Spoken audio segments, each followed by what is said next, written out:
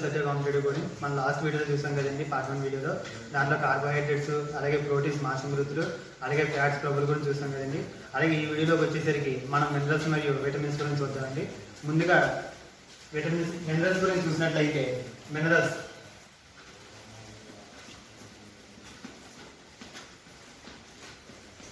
అండి ఖనిజ లవణాలు. మినరల్స్ ఏంటండి? ఖనిజ లవణాలు. మినరల్స్ తెలుగులో ఏమంటారండి? ఖనిజ లవణాలు. అయితే మన మానవ శరీరానికి అవసరమయ్యే ఖనిజ లవణాల సంఖ్య ఎంత అంటే 54. ఏంటండి? ఖనిజ లవణాల సంఖ్య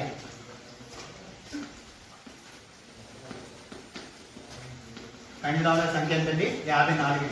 ఎంతండి? 54. మనకి 54 ఖనిజ లవణాల సంఖ్య అనేది మన మానవ శరీరానికి అవసరమైంది.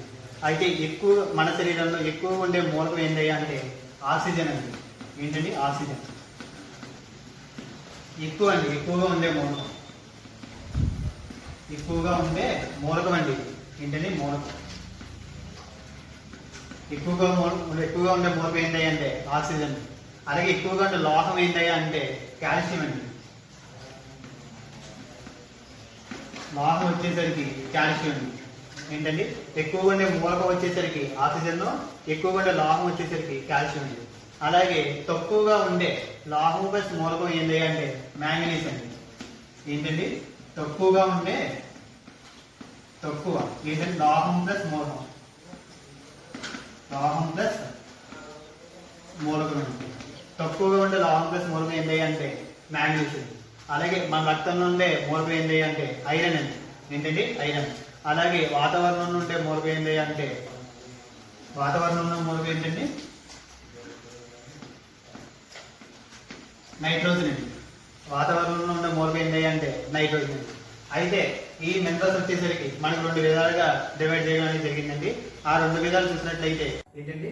ఒకటి ఏంటంటే స్థూల భాస్కర్, 2 ఏంటంటే సూక్ష్మ భాస్కర్. అయితే స్థూల భాస్కర్ చూసినట్లయితే ఇది మనకి ఎక్కువ మోతాదులో కావాలండి. ఈ స్థూల భాస్కర్ అనేది మనకి ఎక్కువ మోతాదులో కావాలి. స్థూల భాస్కర్ వచ్చేది. అయితే ఈ స్థూల భాస్కర్లో ఈ మనం కాల్షియం, మెగ్నీషియం, సోడియం అవన్నీ ఉండడం జరుగుతుంది. అలాగే సూక్ష్మ భాస్కర్ చూసినట్లయితే దీనిలో అనేది తక్కువ మోతాదులో కావాలండి. ఈ సూక్ష్మ భాస్కర్ అనేవి మనకి తక్కువ మోతాదులో కావాలి. ఇవన్నీ చూసినట్టు ఐరన్, ఫెరస్ మరియు ఫ్లోరిన్ అవన్నీ. అయితే ఈ లోపాల వల్ల, ఈ కాల్షియం, మెగ్నీషియం లోపాల వల్ల ఏం జరుగుతుందో అవి మనం చూడవచ్చు. ఇక్కడ కాల్షియం చూసినట్లయితే ఈ కాల్షియం లోపం వల్ల ఆస్టియోమలేషియా అనే వ్యాధి వస్తుంది. ఏంటంటే కాల్షియం లోపం వల్ల ఆస్టియోమలేషియా అనే వ్యాధి వస్తుంది. అలాగే ఫాస్ఫరస్ లోపం వల్ల రికెట్స్ వ్యాధి వస్తుంది. రికెట్స్ వ్యాధి అనేది చిన్నపిల్లలు వచ్చే వ్యాధి. ఏంటంటే ఫాస్ఫరస్ రికెట్స్ వ్యాధి అయితే చిన్నపిల్లలు వచ్చే వ్యాధి. అయితే సోడియం లోపం వల్ల తలనొప్పి మరియు వికారం అనేది రావడం జరుగుతుంది. ఏంటంటే సోడియం లోపం వల్ల తలనొప్పి మరియు వికారం రావడం జరుగుతుంది. అలాగే మెగ్నీషియం లోపం వల్ల ఫిట్స్ రావడం జరుగుతుంది. మెగ్నీషియం వల్ల ఏంటంటే లోపం వల్ల ఫిట్స్ రావడం జరుగుతుంది. అలాగే క్లోరిన్ లోపం వల్ల శరీరం నిర్జలీకరణ అంటే ఏంటంటే డీహైడ్రేషన్ జరగడం జరుగుతుంది క్లోరిన్ లోపం వల్ల. అలాగే పొటాషియం చూసినట్లయితే హైపర్ కాలియమియా మరియు హైపోకాలియమియా. ఏంటండి? పొటాషియం లోపం వల్ల హైపర్ కాలియమియా మరియు హైపోకాలియమియా. ఈ విధంగా చూసినట్లయితే స్థూల భాస్కర్ అండి.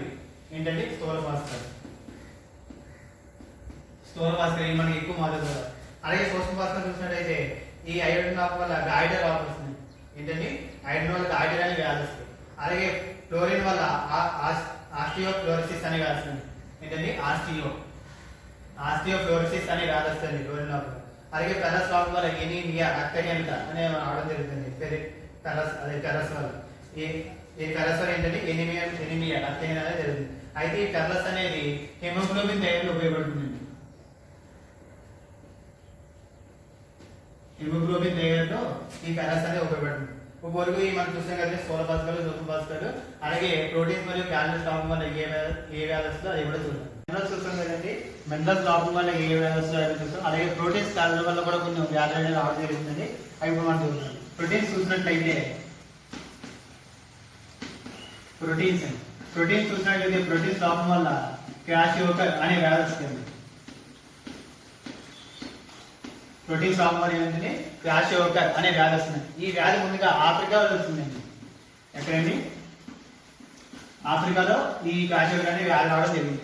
అంటే ఆఫ్రికాలో క్వాషియోకర్ అంటే ఏంటంటే మన తెలుగులో వచ్చేసరికి నిర్లక్ష్యం చేయబడిన శిశువు అని అర్థం అండి. ఏంటంటే నిర్లక్ష్యం చేయబడిన శిశువు అని అర్థం. అయితే దీని యొక్క క్వాషియోకర్ లక్షణాలు చూసినట్లయితే ఈ వ్యాధితో పుట్టిన పిల్లలు మొత్తం శరీరం అంతా గుండ్రంగా ఉంటుందండి. ఇలా కాళ్ళు, చేతులు ఇలా కాళ్ళు చేతులు గుండ్రంగా ఉండడం అనేది జరిగింది. అలాగే ఈ చర్మం వచ్చేసి వేలాడుతూ ఉంటుందండి, పొడిగా వేలాడుతూ ఉండడం అనేది జరుగుతుంది. ఇంకా వచ్చేసరికి ఈ లక్షణాలు ఏంటి అంటే వీళ్ళు ఆటల్లోని చదువులోని అంత శ్రద్ధ చూపించండి. ఏంటంటే ఆటల్లో చదువులోని అంత శ్రద్ధ చూపించడం జరిగింది. అలాగే ప్రోటీన్స్ మరియు క్యాలరీస్ లోపం వల్ల ప్రోటీన్స్ అండ్ క్యాలరీ ఈ ప్రోటీన్స్ అండ్ క్యాలరీ లోపం వల్ల వచ్చే వ్యాధి ఏంటంటే మరాస్మస్ అండి. మరాస్మస్ ఈ ప్రోటీన్స్ మరియు క్యాలరీ రెండింటి లోపం వల్ల వచ్చే వ్యాధి ఏంటంటే మరాస్మస్ అండి. అయితే ఈ మరాస్మస్కి వచ్చేసరికి లక్షణాలు ఏంటంటే ఈ మరాస్మస్ తో పుట్టిన పిల్లలందరూ సన్నగా ఉంటారండి. ఇలా సన్నగా ఉండడం అనేది జరిగింది. అలాగే ఏ చర్మం కూడా వేలాడుతూ ఉంటుందండి. అయితే ఈ వ్యాధితో పుట్టిన వాళ్ళ పిల్లలు శరీర బరువులో ఉండాల్సిన శరీర బరువుగా 60% ఉంటారండి. ఉండాల్సిన శరీర బరువులో కన్నా 60% వరకు ఉంటారు. ఉండాల్సిన శరీర బరువులో 60% ఉంటారు. అయితే ఈ వ్యాధితో పుట్టిన పిల్లలు మాక్సిమం 2-3 నెలల మధ్యలో మాత్రం జరుగుతుందండి. అలాగే ఈ ప్రోటీన్స్ ఈ వ్యాధి వ్యాధులలో ఈయన కూడా 3 నెలల మధ్యలోనే జరిగింది. అలాగే ఈ రెండింటితో పాటు ఇంకో వ్యాధి ఉంది, ఒబిసిటీ. ఏంటంటే ఒబిసిటీ అండి, స్థూలకాయత్వం.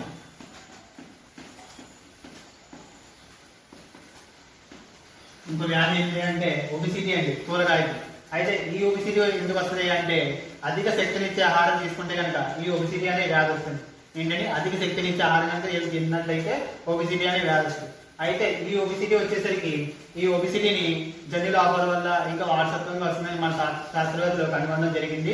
అలాగే ఈ ఒబిసిటీ ఉండడం వల్ల ఇంకా తర్వాత వచ్చేసరికి మూత్రపిండాల్లోని ఇంకా రక్తనాళాల్లోని ఇంకా సంబంధించిన వ్యాధి అనేది వస్తుంది. ఈ ఒబిసిటీ ఉన్న వాళ్ళకి ఇంకా ఉండగా ఏమవుతుందంటే రక్తనాళాల్లోని మూత్రపిండాల్లోని వాళ్ళకి ఎఫెక్ట్ అనేది చూపించడం జరుగుతుంది. అయితే ఈ ఒబిసిటీ వచ్చిన వాళ్ళు నివారించడం ఎలాగయ్యా అంటే ఈ ఒబిసిటీ వచ్చిన వాళ్ళు శక్తినిచ్చే ఆహారం తీసుకోవడం తక్కువగా తీసుకోరండి. అది ఒకటే నివారణ. చూసాం కదండి, మనం ఇప్పటి వరకు మినరల్స్ గురించి చూసాం, అలాగే ప్రోటీన్స్ క్యాలరీస్ లోపం వల్ల కూడా చూసాం. అలాగే ఇప్పుడు మనం విటమిన్స్ గురించి చూద్దాం. కాబట్టి ఈ విటమిన్స్ అనేవి మన శరీరంలో తయారవ్వండి. ఏంటంటే మన శరీరంలో ఈ విటమిన్స్ అనేవి తయారవు. ఈ విటమిన్స్ ఏమంటారయ్యా అంటే శోషణ పోషకాలు అంటారండి. ఈ విటమిన్స్ ని శోషణ పోషకాలు అంటారండి. మన శరీరంలో తయారవుతుంది, మనం బయట నుంచి తీసుకోవాలి. అయితే ఈ విటమిన్స్ ని మొదలుగా కనిపెట్టింది ఎవరయ్యా అంటే హెచ్జి హాప్కిన్స్ అని.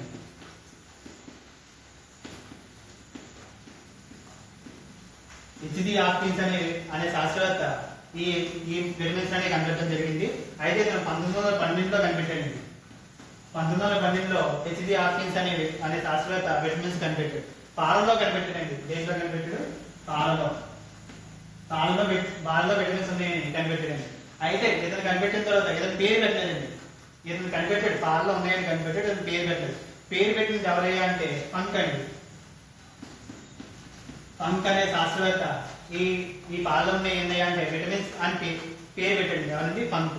అయితే ఫంక్ కనిపెట్టి పేరు పెట్టి అలాగే 1912లో జపాన్లో ఒక వ్యాధి వచ్చిందండి. జపాన్లో ఏంటంటే ఒక వ్యాధి వచ్చింది. ఆ వ్యాధి ఎందుకయ్యా అంటే వాళ్ళు పాలిష్ చేసిన అంటే ఎక్కువగా పాలిష్ చేసిన బియ్యం తినడం వల్ల బెరి అనే వ్యాధి వచ్చింది. ఏంటండి? బెరి అనే వ్యాధి వచ్చింది. ఏంటంటే 1912లో జపాన్లో వచ్చింది. చాలా మంది చనిపోవడం జరిగింది. అయితే ఈ బెరి వ్యాధి ఎందుకయ్యా అంటే ఎక్కువగా పాలిష్ చేసిన బియ్యం తింటే ఈ బెరి వ్యాధి వస్తుందని మన ఫంక్ కనిపెట్టింది. అయితే మొట్టమొదటిసారిగా కనిపెట్టిన విటమిన్ ఏంటి అంటే విటమిన్ సి అండి. విటమిన్ ఏంటండి? Vitamin C. విటమిన్ సి అనేది మొట్టమొదటిగా కనిపెట్టింది. అది ఎవరు కనిపెట్టారయ్యా అంటే లిండర్ మ్యాన్ అనే శాస్త్రవేత్త విటమిన్ సిని మొట్టమొదటిగా కనిపెట్టింది. అయితే దీని తర్వాత ఈ విటమిన్స్ అన్నింటినీ ఆంగ్ల క్రమంలో అంటే ఇంగ్లీష్ లెటర్స్ క్రమంలో ఆంగ్ల క్రమంలో పద్ధతి ఉంది. ఆ పద్ధతిని ప్రతిపాదించింది ఎవరయ్యా అంటే జేసీ డ్రమ్మన్ అండి. జేసీ డ్రమ్మన్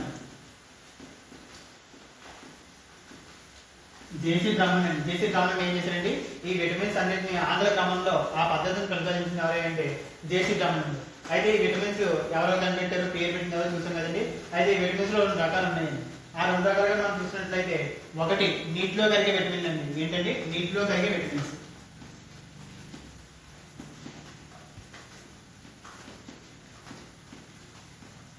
నీటిలో కరిగే విటమిన్లు అండి ఒకటి. రెండు ఏంటంటే క్రొవ్వులో కరిగే విటమిన్లు అండి. నీటిలో కరిగే విటమిన్లు, క్రొవ్వులో కరిగే విటమిన్లు అండి. అయితే నీటిలో కరిగే విటమిన్లు ఏంటయ్యా అంటే అవి బి కాంప్లెక్స్ అండి, బి కాంప్లెక్స్ మరియు సి అండి. బి కాంప్లెక్స్ మరియు సి అవి ఏంటంటే నీటిలో కరిగే విటమిన్. అలాగే క్రొవ్వులో కరిగే విటమిన్లు ఏంటయ్యా అంటే విటమిన్ ఏ, అలాగే డి, విటమిన్ ఇ మరియు కే అండి. ఏంటంటే క్రొవ్వులో నీటిలో కరిగే విటమిన్ ఏంటంటే బి కాంప్లెక్స్ మరియు సి అండి. అలాగే క్రొవ్వులో కరిగే విటమిన్ చూసినట్లయితే A, vitamin A, vitamin D, vitamin E, vitamin K అండి. అలాగే మన భారతదేశం వచ్చేసరికి 2012, 2013 ఈ సంవత్సరాల మధ్యలో 2 విటమిన్లు కనిపెట్టిందండి. ఆ 2 విటమిన్లు ఏంటయ్యా అంటే B17 ఒకటి మరియు Q ఒకటి అండి. ఈ 2 విటమిన్లు మన భారతదేశం 2012, 2013 సంవత్సరం మధ్యలో కనిపెట్టి ఈ B17 వచ్చేసరికి బ్లడ్ క్యాన్సర్ నివారణకు ఉపయోగిస్తుంది. ఏంటంటే బ్లడ్ క్యాన్సర్ నివారణ,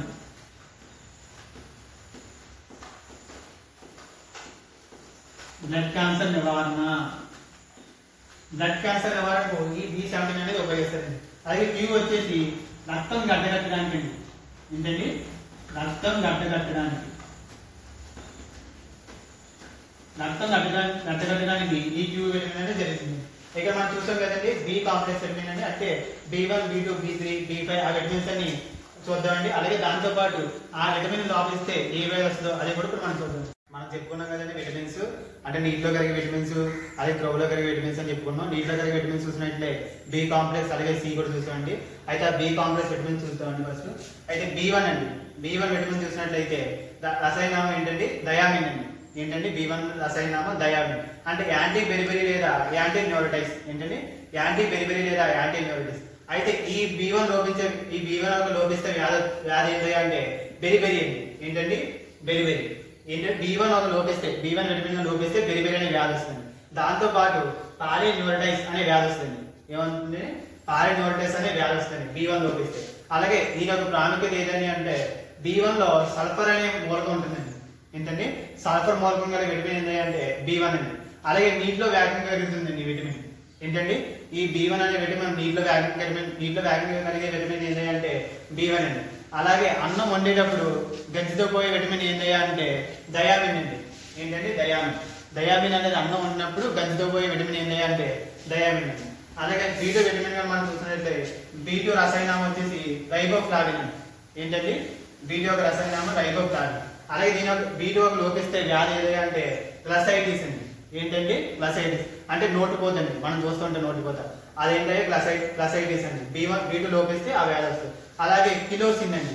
ఏంటంటే కిలోసిన్ అనే వ్యాధి వస్తుంది B2 లోపిస్తే. అలాగే దీని యొక్క ప్రాముఖ్యత ఏదండి అంటే ఎల్లో ఎంజైమ్స్ కలిగి ఉన్నది ఏంటి అంటే B2 అండి. ఎల్లో ఎంజైమ్స్ కలిగి ఉన్నది ఏంటి అంటే B2 అండి. అలాగే ఆవు పాలు పసుపచ్చ రంగులో ఉండడానికి కావాల్సిన విటమిన్ ఏంటి అంటే రైబోఫ్లావిన్ అండి. రైబోఫ్లావిన్ వల్ల ఆవు పాలు అనేది పసుపచ్చ రంగులో ఉంటుందండి. అలాగే B3 వచ్చేసరికి B3 యొక్క రసాయనామం నియాసిన్ అండి. నియాసిన్ మరియు నికోటిన్ ఆమ్లం మరియు యాంటీ పెల్లెగ్రాన్. ఏంటంటే B3 అది నియాసిన్ లేదా నికోటిన్ ఆమ్లం లేదా యాంటీ పెల్లెగ్రాన్. అయితే దాని యొక్క B3 లోపిస్తే వ్యాధి ఏది అంటే పెల్లాగ్రా అండి. ఏంటంటే పెల్లాగ్రా అంటే ఇది పెల్లాగ్రా అంటే ఏంటంటే చర్మానికి సంబంధించిన వ్యాధి అండి. ఈ B3 అనేది లోపిస్తే కనుక చర్మానికి సంబంధించిన వ్యాధి అని వస్తాయి, అదేంటంటే పెల్లాగ్రా. అలాగే ఇది 4D విటమిన్ అని పిలుస్తారండి. B3 అని ఏమంటారండి 4D విటమిన్ అని పిలుస్తారు. అలాగే దీని కార్బోహైడ్రేట్స్, ప్రోటీన్స్, ఫ్యాట్స్ ఉత్పత్తిలో ఉపయోగపడుతుందండి. ఈ B3 అనేది కార్బోహైడ్రేట్స్, ప్రోటీన్స్, ఫ్యాట్స్ ఉత్పత్తిలో ఈ B3 అనేది ఉపయోగపడుతుంది. అలాగే B5 చూసినట్లయితే B5 యొక్క రసాయనామం పాంటోథామిక్ ఆమ్లం అండి. ఏంటండి పాంటోథెనిక్ ఆమ్లం. అయితే దాని యొక్క వ్యాధి చూసినట్లయితే బర్నింగ్ ఫీట్ అంటే ఏంటంటే మన అరిచేతులు అరికాళ్ళు మంటలు అంటారు కదండి, అదండి బర్నింగ్ ఫీట్. అలాగే బాలనేరుకు వచ్చేసరికి ఏంటి అంటే చిన్నపిల్లలకి తల వెంట్రుకలు తెల్లగా ఉండడం జరిగేదండి. అది B5 లోపిస్తే కనుక ఈ బాలనేరుకు అలాగే బర్నింగ్ ఫీట్ రావడం జరుగుతుంది. అలాగే ఈ B5 వచ్చేసరికి ఈ B3 లాగే కార్బోహైడ్రేట్స్, ప్రోటీన్స్, ఫ్యాట్స్ ఉత్పత్తిలో ఈ B5 అనేది ఉపయోగపడుతుంది. అలాగే B6 చూసినట్లయితే దాని యొక్క రసాయనం వచ్చేసి పైరిడాక్సిన్ అండి. ఏంటండి పైరిడాక్సిన్. అలాగే ఈ B6 లోపిస్తే వచ్చే వ్యాధి ఏది అంటే ఎనీమియా, అలాగే మూత్రపిండాలు రాళ్ళు ఏర్పడతాయండి, అలాగే ఆటలు మందగించడం అనే వ్యాధులు అనేవి జరిగాయండి. ఏంటంటే మూత్రపిండాలు రాళ్ళు ఏర్పడటం, ఎనిమియా, అలాగే ఆకలి మందగించడం అనేది జరుగుతుంది. దీనివల్ల B6. ఇక్కడ ఎనిమియా అంటే ఏంటి అంటే రక్తహీనత అండి. ఎర్ర రక్త కణాలు ఉంటాయి కదండి, ఆ ఎర్ర రక్త కణాలు ఉత్పత్తి కావడం అనేది జరగదు, అదే ఎనిమియా అంటే. అలాగే దాని యొక్క ప్రాముఖ్యత ఏంటి అంటే అమైనో ఆమ్ల జీవక్రియలో పాల్గొనే విటమిన్ ఏంటి అంటే B6 అండి. ఏంటండి అమైనో ఆమ్ల జీవక్రియలో పాల్గొనే విటమిన్ ఏంటి అంటే B6 అండి.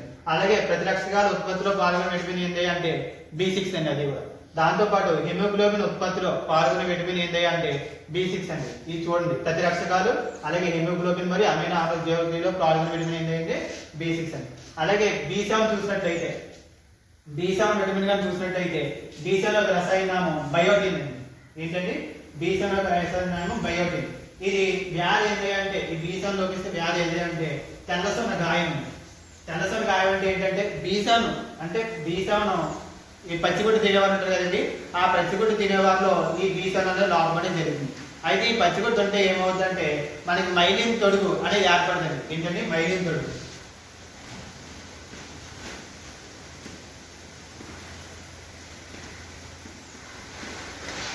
మైలిన్ తొడుగు అనేది ఏర్పడుతుంది. ఈ B7 లోపిస్తే కనుక మైలిన్ తొడుగు అనేది ఏర్పడుతుంది. అంటే ఈ మైలిన్ తొడుగు ఏర్పడదంటే ఎందుకు జరుగుతుంది అంటే పచ్చిగుడ్డు తినేవారినండి, పచ్చిగుడ్డు తినేవాళ్ళు B7 లోపిస్తుంది. దానివల్ల మైలిన్ తొడుగు అనేది ఏర్పడదు. ఈ మైలిన్ తొడుగు ఏర్పడకపోతే ఈ పిట్స్ అని రావడం, అలా మధ్యమరుపు రావడం, అలాంటి వ్యాధి అనేది రావడం జరుగుతుంది.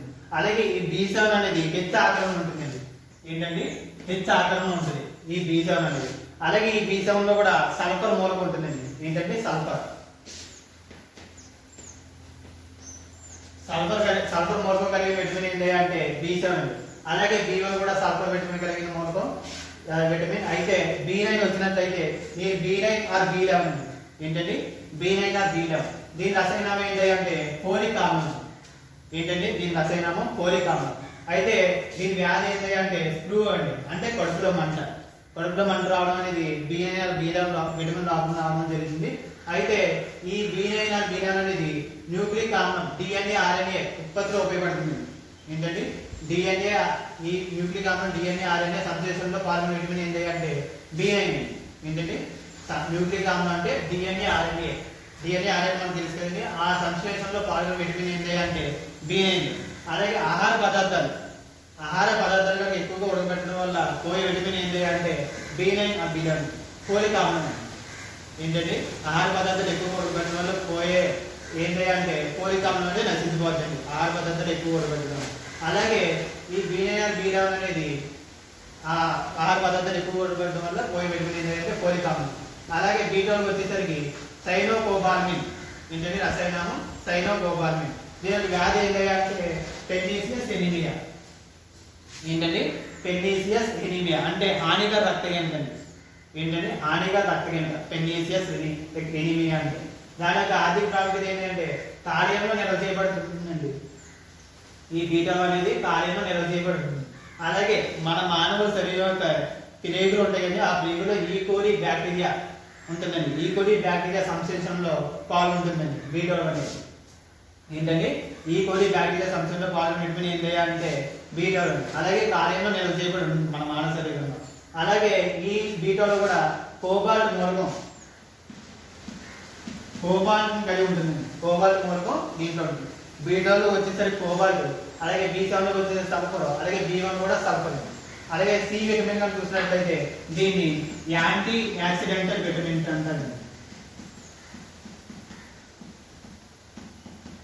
యాంటీ యాక్సిడెంటల్ విటమిన్ అంటారండి. C ఏమంటారండి? యాంటీ యాక్సిడెంటల్ విటమిన్ అంటారండి. దాని యొక్క రసాయనామం చూసినట్లయితే ఆస్కార్బిక్ ఆమ్లం. ఏంటండి దాని యొక్క రసాయనామం C యొక్క రసాయనామం ఆస్కార్బిక్ ఆమ్లం. అయితే ఈ C లోపిస్తే వ్యాధి ఏంటి అంటే స్కర్వీ అండి.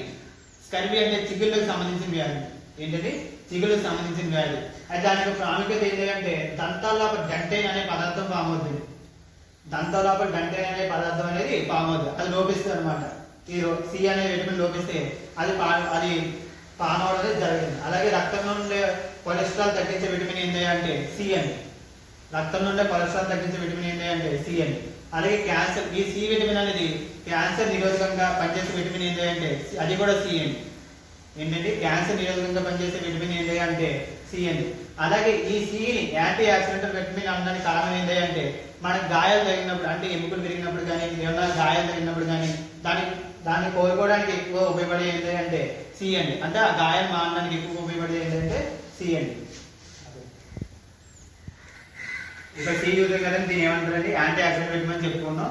అయితే ఈ B9 B11 విటమిన్ ఉంది కదండి, ఈ విటమిన్ ని మన శాస్త్రవేత్త ఎల్లాపగడ్డ సుబ్బారావు గారు కనిపెట్టారండి. ఎవరండి? ఎల్లాపగడ్డ సుబ్బారావు గారు కనిపెట్టారండి. ఎల్లాపగడ్డ సుబ్బారావు గారు కనిపెట్టారండి ఈ B9 B11.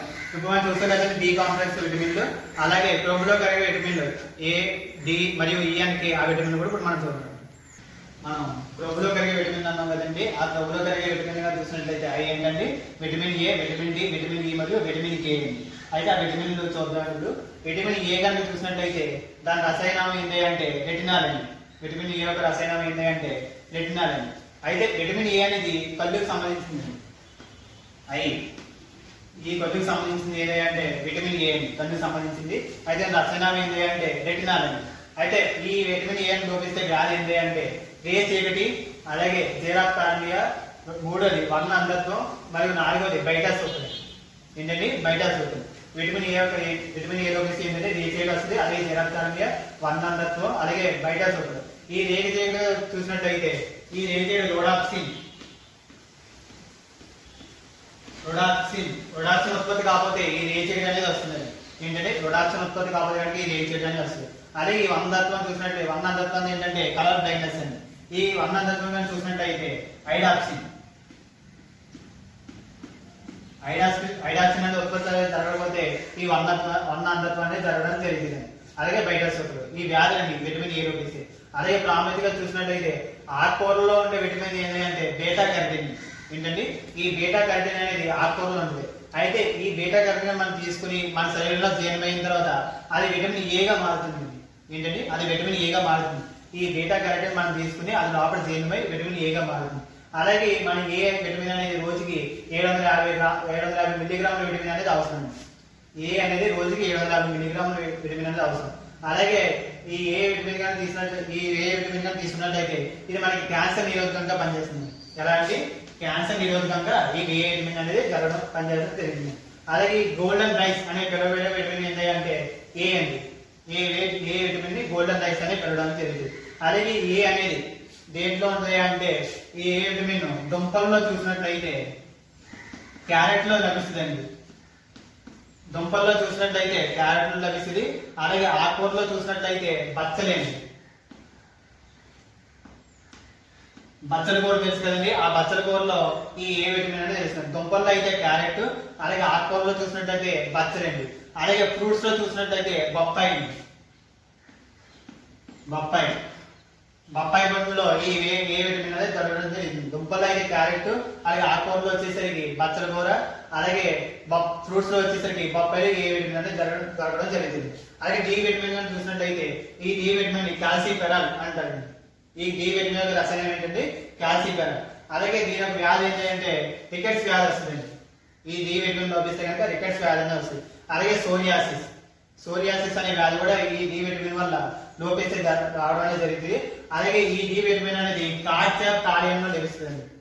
ఈ డి విటమిన్ ఎక్కడండి కార్డ్స్ ఆఫ్ థాలియంలో లభిస్తుంది. అలాగే ఈ డి విటమిన్ ని ఫ్రీ విటమిన్ అని పిలుస్తారండి. ఏంటండి ఫ్రీ విటమిన్.